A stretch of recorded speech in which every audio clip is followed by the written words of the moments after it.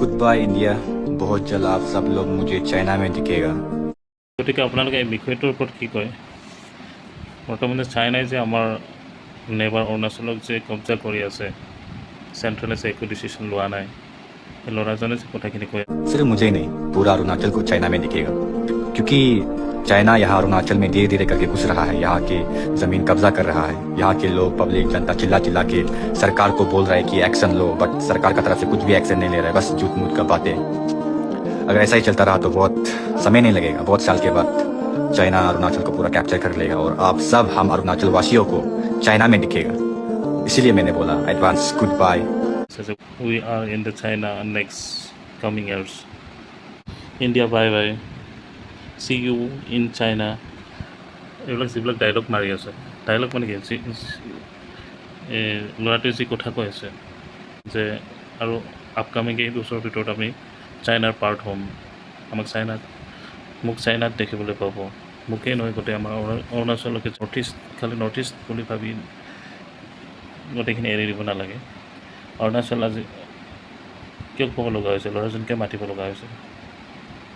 চাওঁতে চাওঁতে চাইনাই দখল কৰি আছে, দিনক দিনে তেওঁলোকে আমাৰ এৰিয়া কব্জা কৰি আছে। তো এইটো এটা মানে এটা মামুলি এটা বিষয় নহয়, বিষয়টো গম্ভীৰতাৰে চৰকাৰখনে চাব লাগে।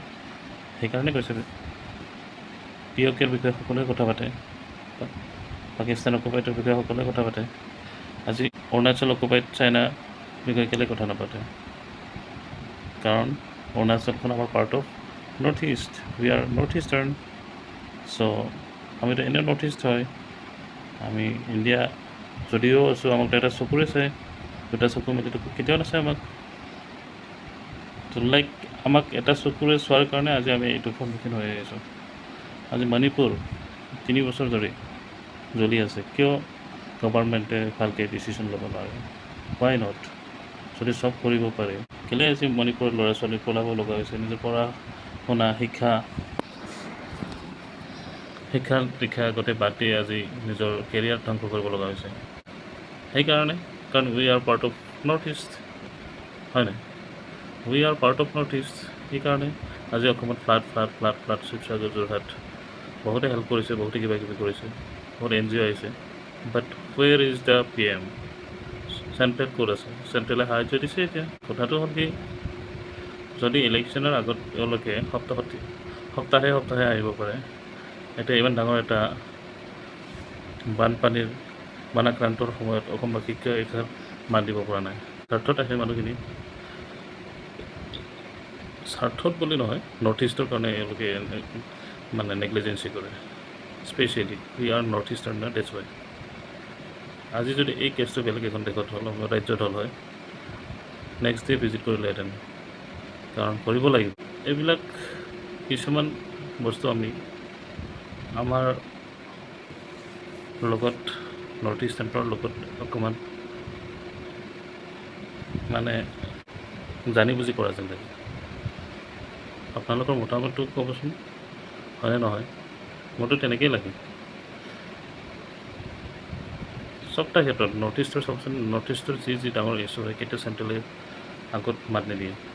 তুমি চিঞৰিব লাগিব, বহুত দিনলৈকে জোকাৰিব লাগিব, একোটা ক্ষেত্ৰত নকয়। Next few coming years will be in the China's democracy.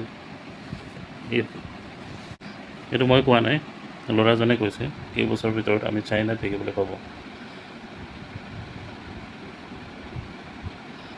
তো অৰুণাচল চাইনাৰ নেশ্যনেলিটি হ'ব, আৰু সকলো অৰুণাচলবাসী নেবাৰ আমাৰ ৰাজ্যৰ আমি এজ এ চাইনিজ হিচাপে তেওঁৰ লগত ডিল কৰিব লাগিব। হাই friends, see you soon. Okay friends, thank you friends.